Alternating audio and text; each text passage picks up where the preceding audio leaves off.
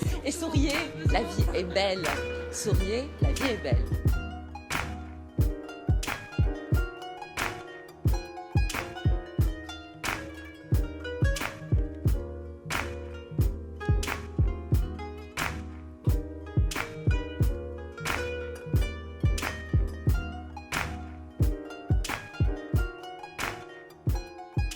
Bonjour Philippe, merci d'avoir accepté mon invitation pour cette pause bonheur. Merci de me recevoir. Aujourd'hui, on va parler d'énéagramme. Mais D'accord. avant d'en parler, je te demanderai de te présenter à nos chers amis qui vont nous voir à travers cette interview. Bonjour à tout le monde, salam alaikum. Je ne sais pas si c'est pour le Maroc ou pour le monde entier, mais voilà. Donc, me présenter. Alors, Philippe de Vos, à Manon-là. J'enseigne la science de l'âme, j'ai envie de dire. Ce qui m'intéresse, c'est d'aider les personnes à se libérer des conditionnements, à se libérer des souffrances, en commençant justement par repérer quelles sont les blessures de l'âme, et ensuite, progressivement, à trouver les méthodes pour se libérer de ces souffrances, de ces blessures, et pour chaque personne d'une façon unique et personnelle. D'accord. Voilà. Quand on parle de blessure de l'âme, Philippe, qu'est-ce qu'on pourrait nommer blessure de l'âme? Est-ce que tu pourrais nous dire quelques mots sur ça? Oui. Alors, du point de vue des psychologues, on dit que ça commence quand on est petit. Par exemple, l'enfant était spontané et on lui coupe les ailes à un moment. Non, tu n'as pas le droit de faire ça, etc. Et donc après, il va se mettre à avoir besoin d'être libre dans sa vie et il refusera l'autorité. Alors ça, par exemple, le point de vue psychologue, les points de vue des psychologues commencent dans la petite enfance et ça crée un conditionnement où, en quelque sorte, son propre soi, sa propre identité, on l'oublie pour reconstituer un masque différent. Mais ça, c'est le point de vue de la psychologie. Et le point de vue de ce qu'on appelle Aïn Nafs, dans la vision traditionnelle de l'énéagramme, qui a sa source d'ailleurs, non seulement dans la tradition islamique et coranique, mais aussi dans l'Inde. On retrouve cet enseignement un peu partout, chez Pythagore, c'est quelque chose de très ancien. Alors là, dans ce point de vue-là, qui est un chemin spirituel, la différence, c'est que nous, on considère qu'il y a une prédisposition fondamentale. Et qu'en réalité, ce qui va se passer dans la vie, même les événements psychologiques, sont là pour confirmer une prédisposition originelle d'une personne, son isterdal, on appelle ça, qui va se manifester. En fait, est-ce que je peux donner quelques mots arabes de temps en temps, ou Bien c'est sûr. seulement, c'est pas, même si les gens connaissent... Généralement, les personnes qui regardent la pause bonheur, elles ne sont pas forcément arabophones. Donc, Oui, si d'accord, on je peux mentionne- traduire. Oui, voilà, exactement. Si tu traduis, c'est D'accord. très bien. Et je signale que moi aussi, je suis français d'origine, mais je me suis intéressé à la langue arabe, et je me suis intéressé à beaucoup de langues d'ailleurs, parce que je trouve que c'est merveilleux de vivre le monde entier dans tous ses aspects. Et donc c'est vrai que quand même,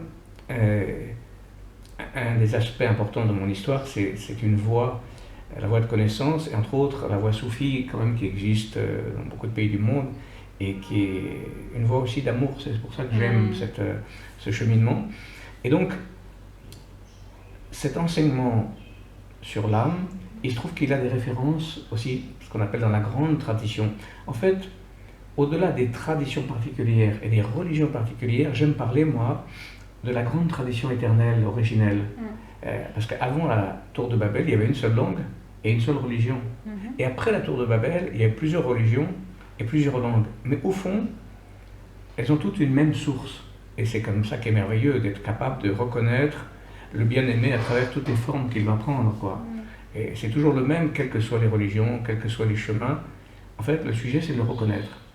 Et ce bien-aimé, par contre, dans cette époque qui est la nôtre, on est un peu à une époque de l'hiver de la conscience, ce qu'on appelle dans la tradition indienne le Kali Yuga. Alors, au début, il y avait l'âge d'or, après, il y a eu l'âge d'argent, après, il y a l'âge de bronze, et maintenant l'âge de fer. Et dans l'âge de fer, alors là, c'est à travers les épreuves qu'on progresse. Et donc, Dieu nous a fait beaucoup d'épreuves, et ces blessures, à l'origine, sont là pour nous indiquer un chemin. C'est étonnant, mais à travers notre blessure, il y a un chemin spirituel indiqué derrière. Un peu comme l'homéopathie, ou dans la maladie, il y a le remède aussi. Quoi. Voilà. C'est donc, toucher la blessure permet d'avoir une indication sur un chemin spirituel qui nous est donné. Je vais donner un exemple. On a par exemple, dans l'énéagramme, il y en a 9. Le premier, on l'appelle classiquement le perfectionniste. Celui qui dit il faut, on doit. C'est le lit de tous les intégristes, hein. Il y en a beaucoup qui il faut, on doit, c'est comme ça. Ce sont des personnes qui ont une sorte de pression sur eux. Peut-être c'était le père justement qui disait attention, il faut faire le devoir, etc. On leur a appris les règles. Et ils se sont sentis conditionnés par ces obligations et ces règles et ces devoirs. Alors ils vont toujours proposer à tout le monde il faut, on doit, etc. Mais pourtant, quel est ce perfectionniste qui, en fait, reçoit ce message, qui va se critiquer à cause de ça, qui va critiquer les autres, il va dire attention, tu dois être comme ça va être très difficile. Pourtant, justement, dans le Coran, il y a une isharat extraordinaire, un peu une allusion, je traduis isharat, qui est, on dit ta'ibun, on l'appelle. C'est-à-dire c'est celui à qui on lui dit tauba, c'est-à-dire recentre-toi. Et c'est pas pareil que se critiquer, c'est se recentrer. Donc en fait, on a proposé à celui-là un message dans sa vie que Dieu il l'a créé avec une sorte de prédisposition d'un message qui est apprends à te recentrer et peut-être à dire aux gens recentre-toi aussi. Et donc au lieu de se recentrer, l'ego, qui est tout le problème, on va le définir parce que l'ego c'est vraiment le grand sujet, le grand problème. L'ego, c'est ce masque qui nous empêche d'être nous-mêmes et de nous reconnaître tel qu'on est. Et bien cet ego-là va lui dire, au lieu de se recentrer et donc se remettre en question, mais par une sorte de transformation de tout l'être, il va commencer à se critiquer et donc critiquer les autres. Donc il va déformer le message et chacun des 9 messages, par exemple le 7, on appelle la catégorie numéro 7, c'est celui qui est appelé à la joie. Bonheur, ce que tu aimes, de tes sujets. Voilà. Alors on lui dit, enseigne aux gens la joie et le bonheur. Et il reçoit le message, alors il enseigne la joie et le bonheur, comme tu le fais maintenant. Mais avant ça, quand il détourne, et si l'ego le détourne, il fait un petit glissement, joie égale jouissance. Et il confond joie et jouissance de la vie. Donc il est déçu par les petites jouissances qui ne le satisfont pas complètement, puisque la vraie joie n'a même pas de cause, c'est une source qui jaillit et qui est naturelle. Et donc, encore un autre petit glissement, et chacun des 9 a ce petit, le numéro 6, c'est celui qui a peur et qui dit écoutez, tout ce que vous me dites ne compte pas, le vrai problème c'est qu'il y a des menaces dans le monde et qu'il faut gérer la menace. C'est donc le petit paranoïaque du groupe. Et lui en fait, comment on l'appelle, les sajidoun. Et c'est celui à qui on a appris, en fait, le message c'est figure-toi que tout dans la vie est sacrificiel quelque part. Et donc sujoud veut dire on se prosterne, c'est-à-dire on se remet à Dieu, on se met dans un état de simplicité, de retour au zéro en quelque sorte, pour laisser passer l'orage au-dessus de notre tête. Il y avait un vieux maître qui me disait « Amanullah, quand le vent souffle trop fort, tu te baisses. » Donc le symbole de la prosternation, c'est quand les choses sont trop difficiles pour nous, on se fait tout petit, on se fait simple. Mais alors celui-là, il a compris le risque, le sacrifice et l'obligation de se remettre à zéro comme une peur. La peur de se faire. C'est devenu toute sa vie, il va être structuré par une peur, mais il n'a pas compris d'où vient cette peur, qui était un message et une orientation que Dieu donne. Car c'est ça la méthode de cette époque où souvent les messages qu'on reçoit, on ne les comprend pas. Et on ne les comprend pas parce qu'il y a eu ce masque de l'ego, qui est donc le grand problème. L'ego, c'est le pharaon sur nos épaules. Celui qui dit moi, moi, moi, je suis la réalité, je suis Dieu, etc. C'est le pharaon, le pire des choses possibles. Et en fait, ce masque se crée justement aussi à cause des blessures, comme une croûte sur la peau qui empêche de respirer. On a ce masque que l'on constitue pour se protéger. Oui. Un peu comme quand on a froid, on met des vêtements, ou quand on a... Alors on se dit, j'ai peur de ne pas exister, alors je vais construire ma personnalité. Après on va dire, moi, j'ai de la personnalité, qu'est-ce que vous croyez? C'est ça, que les gens ont envie d'exprimer leur personnalité. Le problème, c'est une sorte de masque qui n'est pas nous-mêmes. On a mis pour se protéger, c'est pas condamnable, on comprend. Tout le monde a eu cette phase. Sauf qu'un jour, le masque, il peut tomber. Et la sincérité, justement, c'est, en français, là, pour le coup, en latin, sine cera, sans la cire. Donc le masque de cire doit tomber pour être sincère et être vraiment soi-même. Donc finalement, le grand sujet de tout ce travail, c'est de dire à chaque personne, sois toi-même. Quand tu es bien dans ta peau, tu es à ta place, les gens diront, ah c'est merveilleux, tu es à ta place, tu es bien, tu es toi-même. Et on sera heureux puisqu'on ne fait pas d'effort, puisqu'on est soi-même. Juste ça, voilà. C'est ça, oui. Donc en fait, si je récapitule un petit peu pour aller plus loin, dans la vie de tout un chacun, il y a une prédisposition pour être ce qu'il est. Voilà, c'est ça. Et en fonction de ce qu'il va vivre, plus ou moins, il va faire avec ça pour devenir et se protéger, soit en fonction de son ego. Et donc s'il prend le dessus sur lui, il va choisir un chemin qui ne lui correspond pas. Et si il va se libérer de ça, et c'est là on va parler peut-être par la suite de la libération, ton travail que tu fais aujourd'hui. Oui. Donc s'il choisit de se libérer de son ego et donc ce masque-là, il va se retrouver dans la joie du bonheur et de la joie. Mais c'est super, alors tu m'as tout compris. Alors si on comprend, je suis content, alors merci. Alors j'espère qu'ils ont compris, les auditeurs aussi, comme tu as compris. Je crois merci qu'ils vont comprendre. Ne me témoigner qu'on peut comprendre ce que je dis, parce que tu as bien résumé. Mais c'est ça. D'accord. Donc le travail que tu fais aujourd'hui, c'est un travail d'accompagnement dans la libération de l'ego. Mais je dirais, en fait, j'ai parlé de la première partie qui est un peu le diagnostic. Parce qu'effectivement, alors, il y a un hadith, là c'est pour les arabisants, pardonnez-moi aux autres, mais qui dit « Man arafa nafsahu fakad arafa rabbahu ». Quelquefois, la langue arabe donne des choses qu'on n'a pas en français. Hein. Je suis désolé pour ceux qui ne connaissent pas l'arabe. Moi, je l'ai appris et j'ai trouvé que... C'est le principe là des langues sacrées, je fais une petite parenthèse.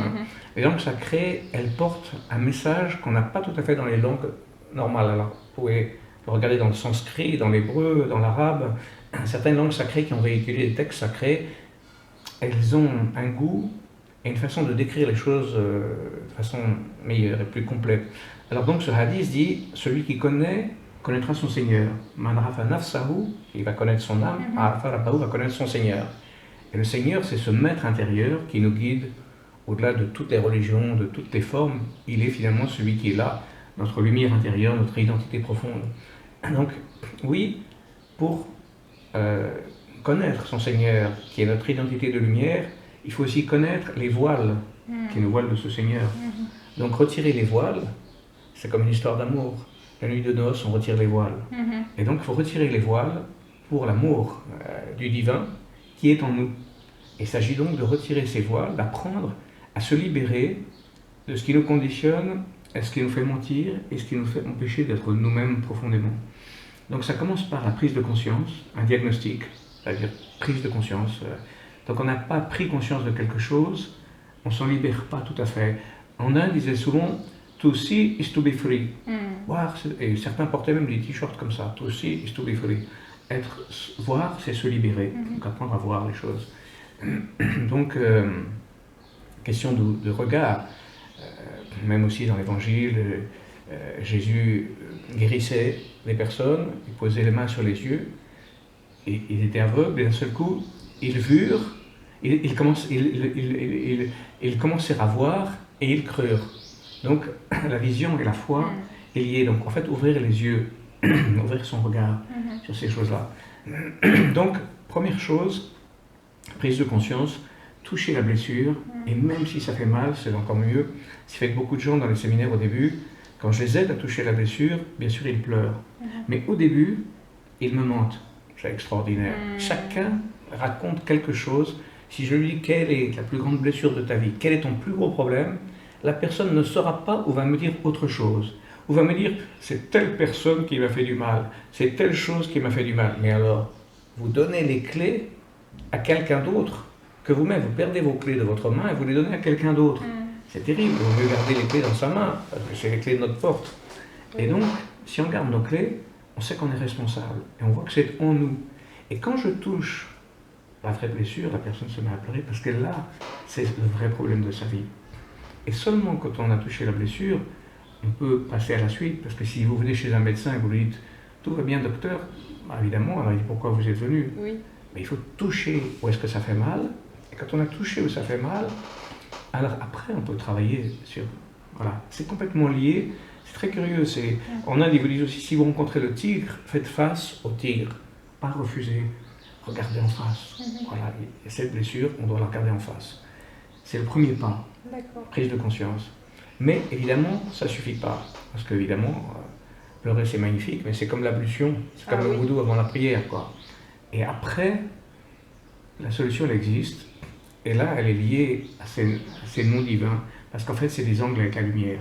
Et chacun a des couleurs qui lui plaisent, chacun a des visions, a des angles de relation à Dieu, et c'est là où c'est la merveille, c'est que chacun de nous, il a une sorte de signature, et il a une petite fenêtre de relation unique et personnelle avec Dieu, et c'est ce qu'on appelle le Seigneur intérieur, le Maître intérieur en fait, c'est notre angle avec la vérité. Et chacun est unique et a ce que j'appelle sa signature de lumière.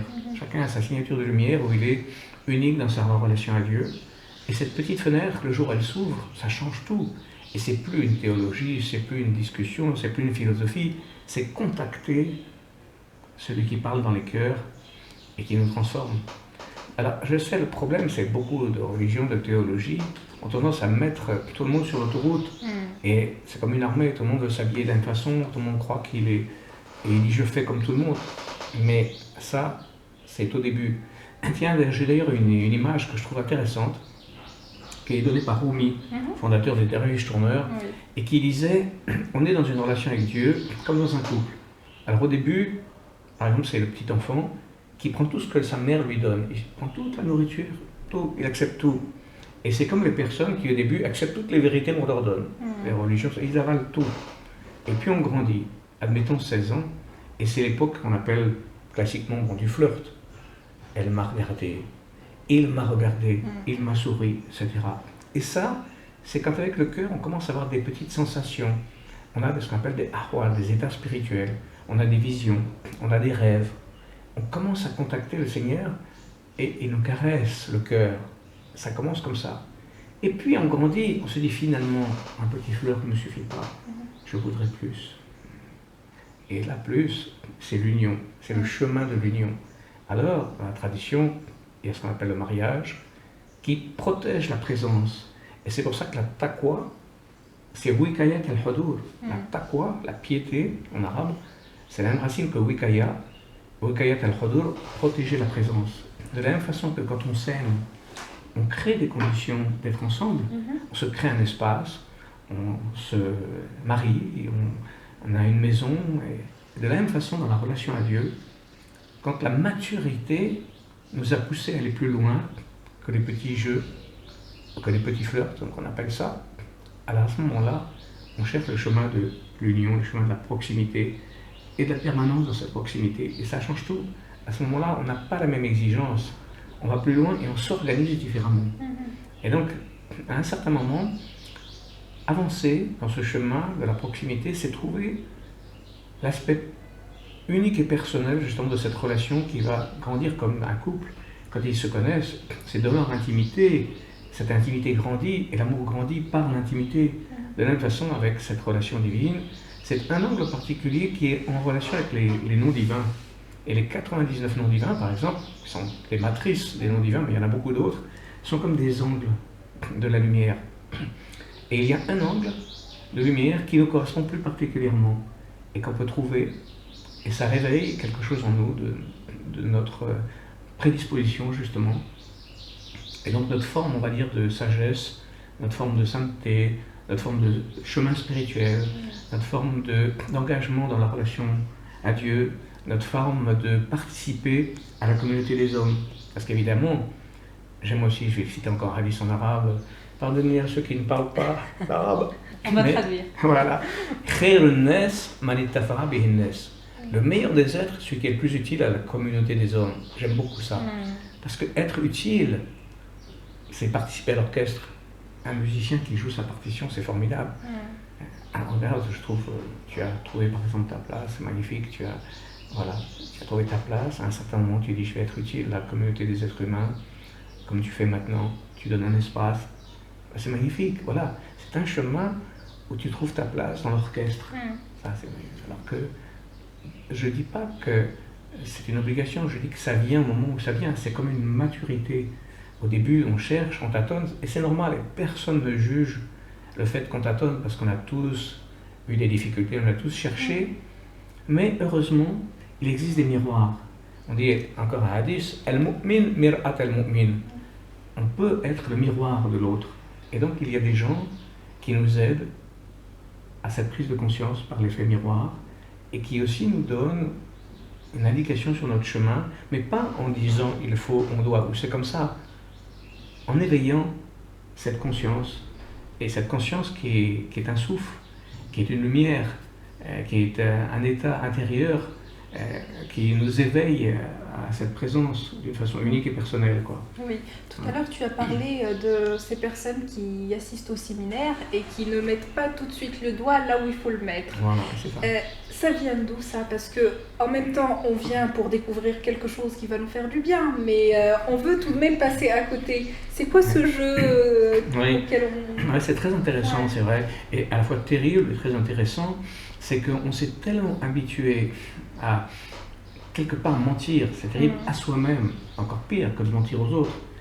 Je dis même quelquefois, on se trahit soi-même, c'est quand même terrible. Mais à cause du regard des autres, vous avez un mot au Maroc qui m'amuse beaucoup, qui s'appelle tapadgig. Cet esprit, le regard des autres, et ça m'avait impressionné quand je suis arrivé au Maroc. Un des trucs qui m'a le plus impressionné, ces gens qui regardent, il y a quelquefois des gens dans la rue, ils sont derrière un pilier toute la journée, ils regardent. Ou des gens à la fenêtre, et ça c'est quand même fort. Parce qu'on n'avait pas, nous à Paris, on n'avait pas tout à fait ça. On avait les gens qui regardent même pas, les gens peuvent s'embrasser dans le métro, personne ne regarde, il y a un côté comme ça. Évidemment, il n'y a pas de solidarité non plus, il n'y a pas de proximité, c'est vrai. Mais disons que ce côté tabari, regard de l'autre, devenait tellement important qu'à cause du regard des autres, on change ce que l'on est et on se comporte différemment. On se ment à soi-même, on se trahit, et ça c'est terrible. Il faut faire très attention à cet esprit de seulement à cause de l'autre, on risque de changer ce que l'on est. Et on peut comprendre, je veux dire, les gens ils ont peur, ils veulent que leur personnalité s'exprime, ils se disent est-ce que je suis au niveau, est-ce que je vais être aimé, est-ce que je ne vais pas être aimé. Donc évidemment, je ne condamne personne parce que c'est tellement normal cette attitude, mais c'est dommage et triste. Parce qu'on passe à côté de sa vie. Bien sûr. À cause des autres. C'est ça, combien même je le rencontre moi en séance individuelle ou dans les ateliers, des personnes qui s'approchent tellement de ce qu'ils veulent, mais qui renoncent encore et continuent de renoncer parce qu'il y a les autres, est-ce qu'ils vont penser, qu'est-ce qu'ils vont voir de moi, est-ce que je vais paraître sous l'image que je voudrais avoir. Et encore une fois, ça reste une image. Et ce qu'on est derrière, on décide de s'éloigner. Dans ce chemin qu'on décide ou pas de suivre envers nous-mêmes, est-ce qu'il n'y a pas des signes à un moment donné qui se présentent à nous pour nous guider en quelque sorte? Parce qu'il y a de la difficulté, certes, parce qu'il y a ce conditionnement. Mais comment est-ce qu'on est aidé en quelque sorte sur ce chemin? Justement, extraordinairement aidé. Et le problème, c'est souvent qu'on ne le voit pas. C'est souvent notre regard qu'il s'agit d'éduquer parce que, même, encore là, excusez-moi, là je vais encore un peu d'arabe, Dieu dit dans le Coran, Wad'uni fastajib lakum. Si vous demandez, je répondrai. Donc il répond toujours, mais il faut savoir demander comme il convient et surtout écouter la réponse, c'est-à-dire la voir. C'est pas celle qu'on attend toujours, mais il y a tellement d'indications qui nous sont données. Sanurihim ayatuna fil afaq wa fi anfusikum. Ayat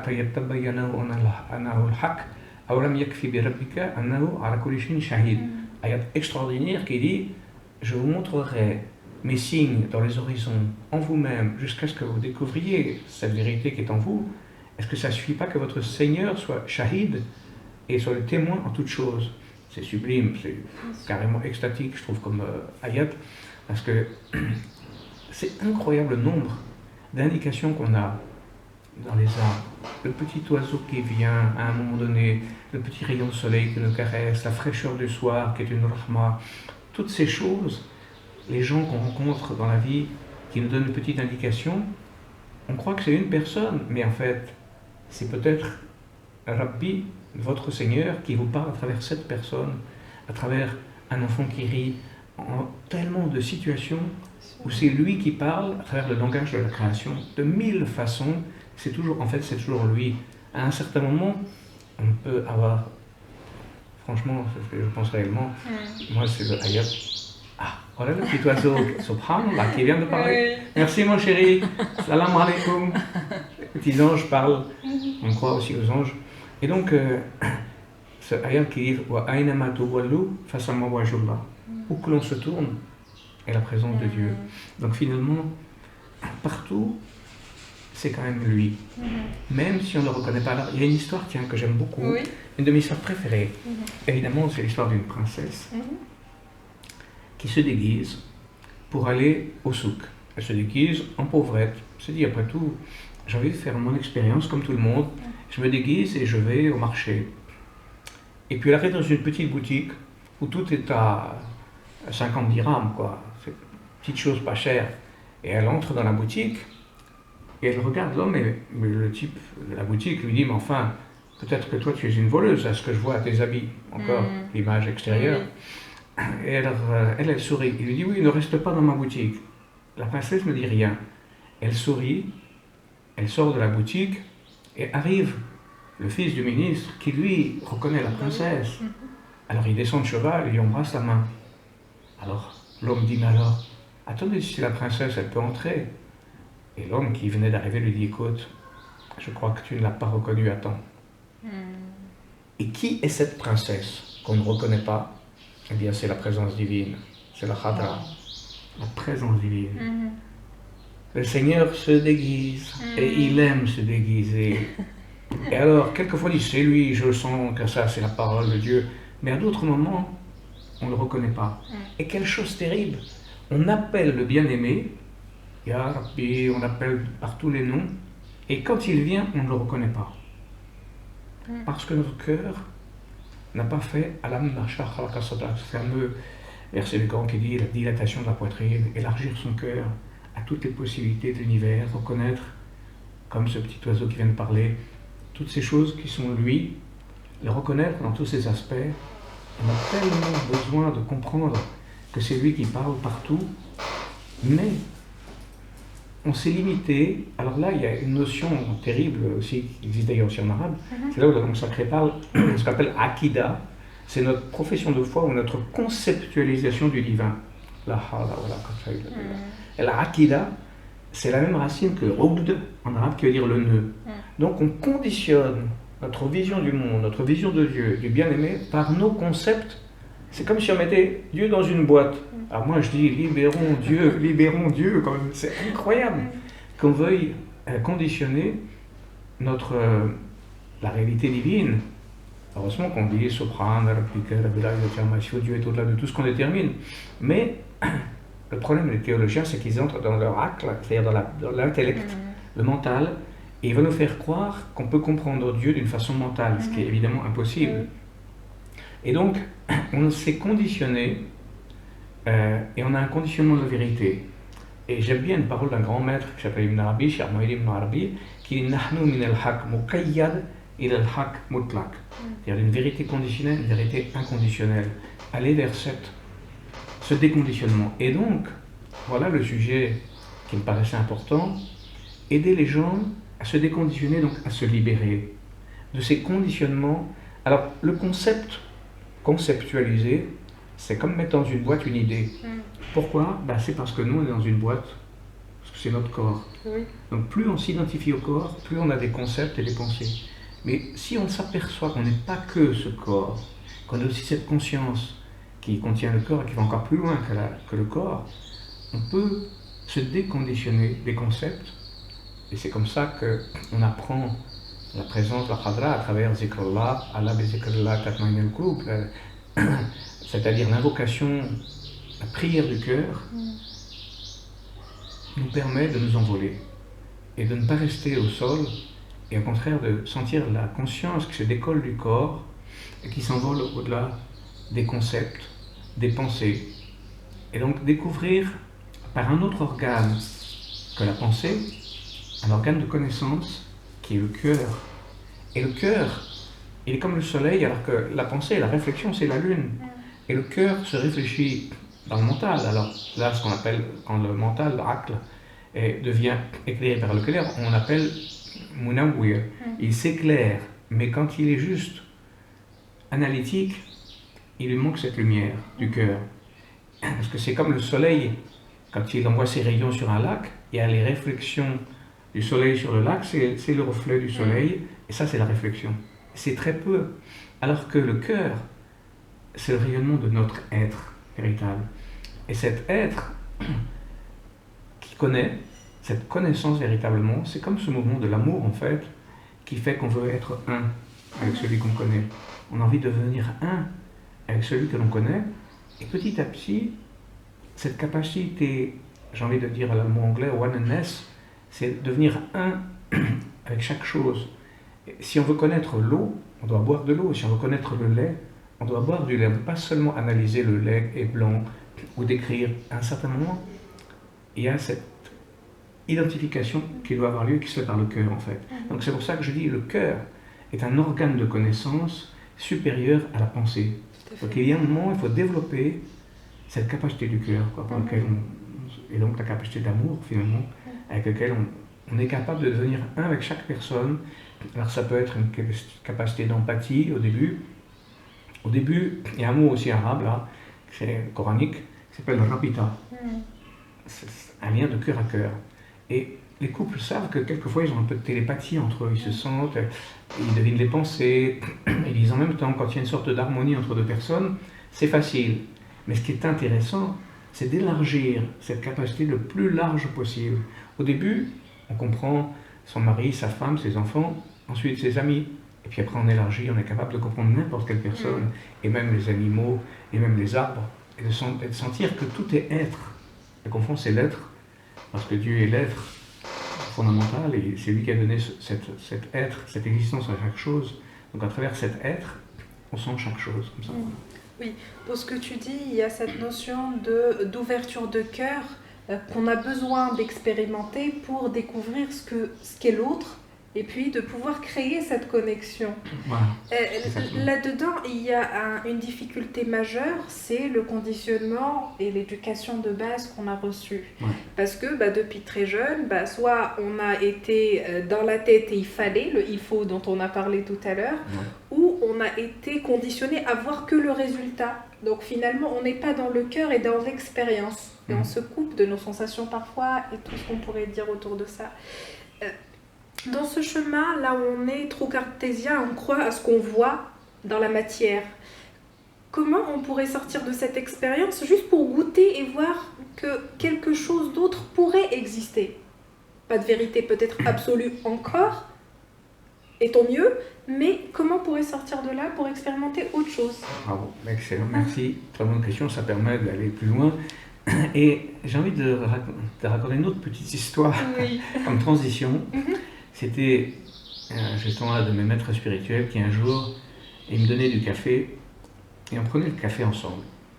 Et il me dit, tu vois, le sucre ne fond pas tout seul dans la tasse. Il faut la cuillère qui l'aide à fondre.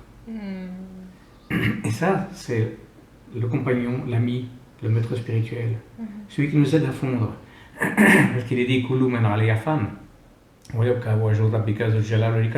Chaque chose s'éteint un jour dans la présence divine, et son visage est la seule chose qui reste permanent. Donc il y a quelque chose en nous qui doit fondre, et quelque chose qui doit cuire. D'ailleurs Rumi il disait, j'ai été cru et j'ai été cuit, et maintenant consommé. Et c'est magnifique. Et donc cette cuisson, c'est le chemin. Et cette cuisson, on ne la fait pas tout seul, c'est pas toujours facile de cuire tout seul. C'est pas toujours facile de fondre tout seul. Il faut donc ce maître qui nous aide à fondre, qui nous tourne un peu, qui nous apprend à tourner, un peu comme les derviches justement, ils nous apprennent à tourner. Et en fait, par exemple là, on est dans un endroit où il y a des fenêtres avec des vitres. Et parce qu'elles sont transparentes, la lumière entre. Et donc, comment elles sont devenues transparentes? Parce qu'avant c'était du sable. Silice, potassium, c'est un mélange que l'on chauffe et qui devient du verre, transparent. Donc cette transparence en nous est possible quand on a chauffé la matière, donc entre autres le corps. Et c'est là toute la méthode. si on ne le fait pas avec une méthode et un maître qui nous aide, Dieu va le faire dans notre vie de toute façon. C'est ce qu'on appelle les imtihanat, les épreuves. Et ça, tout le monde le sait. Je ne suis pas sûr de me souvenir exactement le début du ayat, mais ayuhasibun nas an yakuluna ammana wa hum la yuftanun. Voilà, parce que les gens croient qu'ils peuvent dire nous croyons sans être éprouvés. Non. Il y a toujours eu des épreuves, même à l'école, voilà, on sait qu'il y a toujours des examens. Et donc, en fait, on est dans un processus de mûrissement, de maturation, mais je pense qu'en réalité, on est quand même toujours, comme dans le ventre de la mère divine d'ailleurs, je dis, la rahma, c'est la miséricorde, c'est une racine que rahima, la matrice. Et donc je pense qu'on est encore dans le ventre de la mère et qu'on croit être né, et on n'est pas complètement né. Donc il faut remettre la couveuse, on repart dans la couveuse pour naître complètement. Car la naissance, la deuxième naissance, c'est le Fath Rabbani. C'est l'éveil où justement on devient un avec chaque chose. Et donc cet éveil, ce Fath Rabbani, il y a différents degrés d'ailleurs, justement de oneness. On est un au début avec soi-même, on se fait une unité en soi, on est déjà unifié avec soi-même. Après on se sent un avec un peu, de plus en plus d'êtres humains. Après un avec justement les Anbiya, les prophètes, c'est ça la Sunna en véritable. Et il y a cette progression comme ça, d'être un avec l'univers, au fur et à mesure qu'on se décolle du moi. Et ça, c'est traduit aussi dans le Coran, excusez-moi encore en arabe, mais qu'est-ce que vous voulez, c'est tellement, quelquefois précieux des références traditionnelles. C'est Jonas qui est dans le ventre de la baleine, c'est quand même le problème, on est un peu tous dans le ventre de la baleine. Et comment il va en sortir? Il dit la ilaha illa anta subhanak inni kuntu minadh dhalimin. Pas de Dieu, ce n'est toi. Subhanak, ça c'est le subhan est difficile à traduire, mais c'est que la transcendance divine soit préservée, mieux que gloire à Dieu. Précédence divine. Inni, mon moi, kuntu minadh dhalimin, m'a mis dans l'obscurité. Donc ce moi, qui nous limite, et qui nous voile, et à un certain moment, pour sortir du ventre de la baleine, donc sortir de cet ego, cette obscurité de l'ego, il y a cette perception de Subhanallah, l'immensité de la réalité divine qui nous fait sortir de notre petite grotte, de notre petit enfermement personnel et égotique pour aller vers un état d'éveil. Et c'est ce jaillissement, en quelque sorte, de la conscience qui peut être provoqué par des personnes, des êtres, des situations, et ça peut aller plus ou moins loin selon que l'on suit telle ou telle méthode. Il y a par exemple, une des choses que j'aime aussi, c'est la retraite spirituelle. On est en silence, voilà, j'en ai fait plusieurs fois à 40 jours. On est, bien sûr, il y a 4 éléments, 4 exercices ascétiques curieusement qui correspondent aux 4 éléments. Alors on a, par exemple, terre et silence. Terre et silence, c'est comme... terre et silence, c'est mon association. Terre et eau, c'est comme la solitude et le silence. Parce que la solitude et le silence vont ensemble, comme la terre et l'eau. Ensuite, les 2 autres qui vont ensemble, c'est le jeûne et la veille, comme l'air et le feu. Le jeûne, c'est comme l'air, et le feu, c'est la veille. Donc, air et feu se soutiennent. Et de la même façon, quand on a jeûné, on peut veiller plus facilement, alors que quand on a trop mangé, on s'endort. Donc, ces 4 éléments-là, donc silence et solitude, d'ailleurs c'est d'abord solitude la base, parce qu'il faut quand même, ça aide quand même pour le silence. Ensuite silence, ensuite air et feu qui sont jeûne et veille. On le fait comment? Forcément dans un lieu spécial qui s'appelle la Khelwa, la retraite. Et là on récite le Coran, on récite on a l'invocation, on a la méditation. Et en fait ce silence nous fait découvrir les profondeurs de nous-mêmes, au-delà même des mots. Évidemment, difficile de méditer ensemble pendant une interview, mais je crois. Voilà, les mots peuvent aussi conduire à ça. Je dis que l'enseignement et les petites paroles, comme on les fait maintenant, c'est comme les petites lumières sur la piste pour l'avion qui veut décoller. Mais il y a un moment, il faut s'envoler. Tout à fait. Voilà, et à un moment, on suit les petites lumières de la piste de décollage, mais à un certain moment, on s'envole. Et là, c'est la deuxième phase. J'ai envie de dire, il y a là-dedans une intention et une concentration. Donc, je veux, ou je cherche, et puis je laisse faire. Donc, je suis les signes dont on a parlé tout à l'heure. Oui, mais c'est un peu délicat parce qu'il faut faire attention justement à ce que l'intention doit être un des grands sujets, c'est presque un mot-clé, ikhlas an-niyya, Bien sûr. la pureté de l'intention. Parce que l'intention, est-ce que c'est une ambition? Est-ce que c'est un pouvoir? Quelle est la source de cette intention? Donc on commence par discerner, est-ce que mon intention est pure? Et quand l'intention est pure, ça devient la sincérité.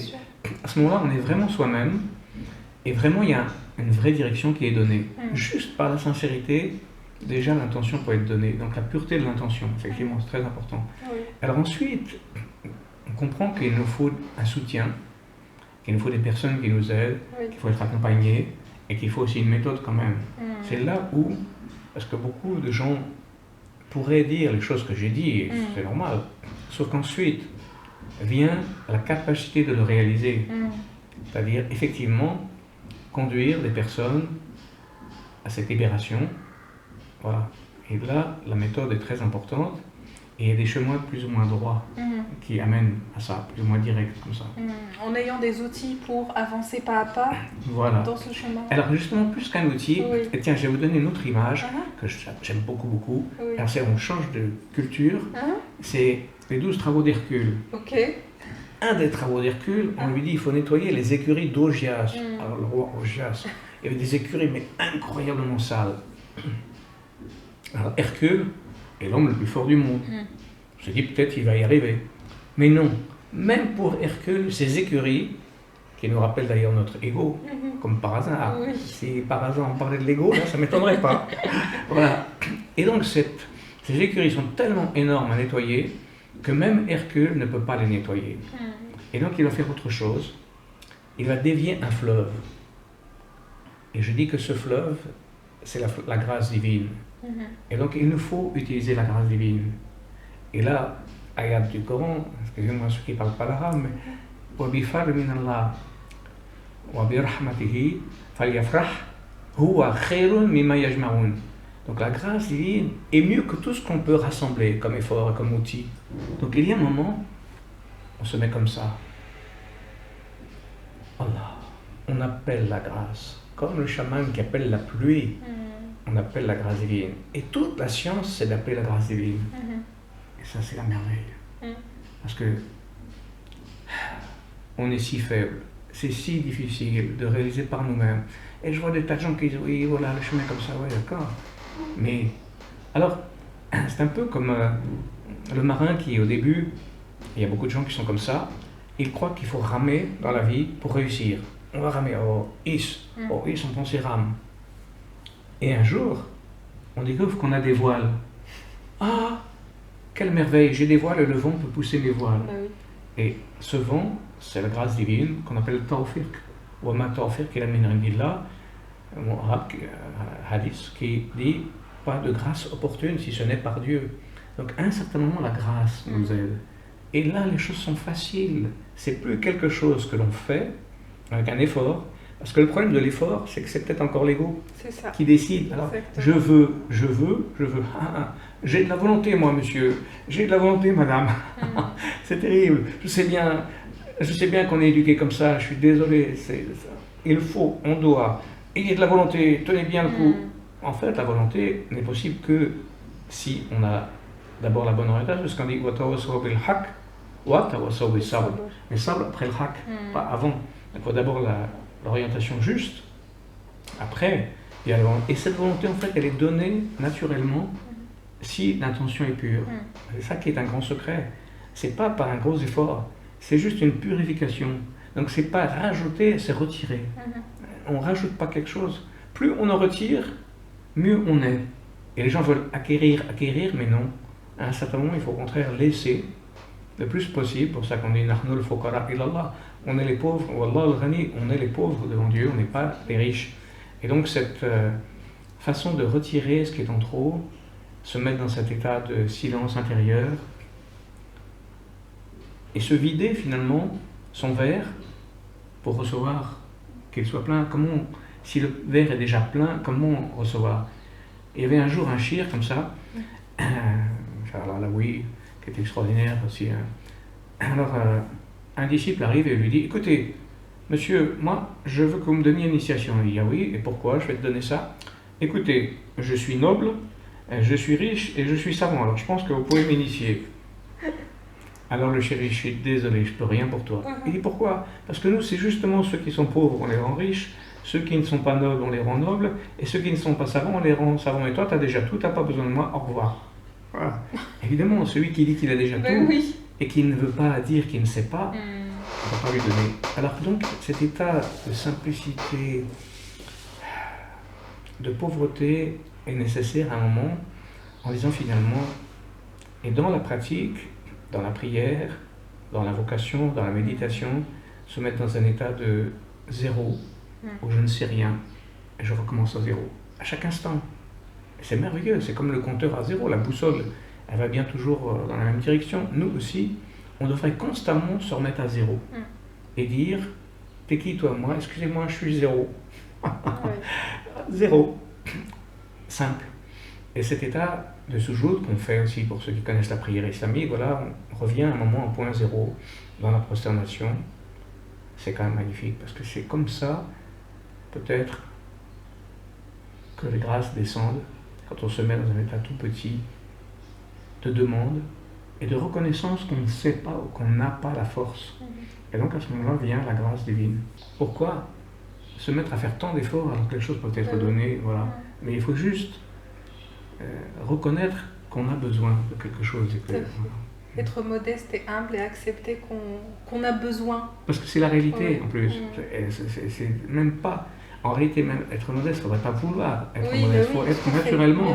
Et c'est une prise de conscience qu'en réalité, ben voilà, on est vraiment fakir. En réalité, on est vraiment... et plus cette transparence se réalise, plus la lumière se manifeste. Et là, on rejoint ce ayat du Coran encore, excusez-moi pour ceux qui ne parlent pas l'arabe. Allah nur samawati wal ard, masalu nuri kamishkatin fi misbah, el misbah fi zujaja, wa zujaja kahannaha kawkabun duriyu. Donc Dieu est la lumière du ciel et de la terre, et cette lumière est comme un flambeau qui est dans un cristal, qui est le cœur, qui est lui-même dans Mishkat, dans le corps. Et donc, on a ce cœur, qui est un flambeau, qui est la lumière divine, et il faut qu'il rayonne. Et pour qu'il soit kawkabun duriyu, c'est-à-dire comme un astre étincelant, il faut que bien sûr le cristal soit transparent. Donc c'est très simple, juste rendons le cristal transparent. C'est-à-dire soyons simples, transparents, et cette lumière est appelée à se manifester. Et c'est tout. C'est tellement simple en fait, que c'est presque dommage que les gens font tant d'efforts, parce qu'en fait c'est très très simple. Et d'ailleurs il suffit d'être simple et les choses viendraient. Et c'est vrai qu'il y a un moment, on se dit que tout ce qu'on a envie de faire, c'est de rester en silence, à la méditation. Parce que quand on se met dans cet état de pauvreté, de simplicité, en silence complètement, c'est là qu'on sent que descend la grâce. Et c'est merveilleux. Donc bien sûr, j'aime beaucoup ce silence. J'organise des retraites aussi. Et c'est la suite. Les premières phases, c'est vrai, on travaille sur l'ego parce que c'est l'impulsion, c'est le nettoyage avant. Mais il arrive un moment où on aurait envie de partager dans le silence. Bien sûr, bien sûr. Je te remercie beaucoup Philippe pour ce bel échange. Puis j'ai juste envie que tu dises un mot sur le livre que tu as écrit sur l'énéagramme, parce qu'au début on a commencé à parler de ça. Oui, c'est vrai. Un résumé pour que les gens puissent aller naturellement vers... je demanderai à la personne derrière la caméra de me passer le livre, s'il te plaît. Merci beaucoup. Oui, donc l'énéagramme dans la pratique soufie. Voilà, tu peux le montrer dans ce sens-là. Voilà. Donc bon, ça c'est un des livres.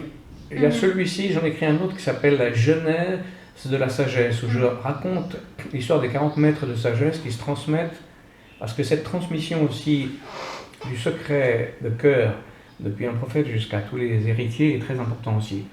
Et ce livre-là, lui, il y a d'ailleurs sur YouTube, on trouve aussi l'énéagramme dans la pratique soufie, la conférence et le séminaire. L'idée, c'est de travailler sur ces 9 fixations de l'ego, mais aussi sur leur libération, et de montrer que ces 9 fixations ne sont pas juste un problème psychologique qui nous prend toute la vie, mais qu'en fait, c'est une indication sur un chemin spirituel donné à travers ces 9 fixations qui parlent de l'énéagramme. Très bien. Merci beaucoup encore pour cet échange, et puis peut-être dans une nouvelle pause bonheur un de ces jours. Absolument, absolument, la suite, au désert, dans le silence, avec Oui. juste des images. Oui, exactement, parce que tu rentres à partir de ce soir dans Voilà, une oui, retraite tout à au fait. désert Oui, du tout à Maroc, fait. à Marzouga. Absolument, Oui. c'est- Bah, à très bientôt. Très bientôt, merci beaucoup Avec pour joie. ce partage. Avec joie, Philippe. Au revoir.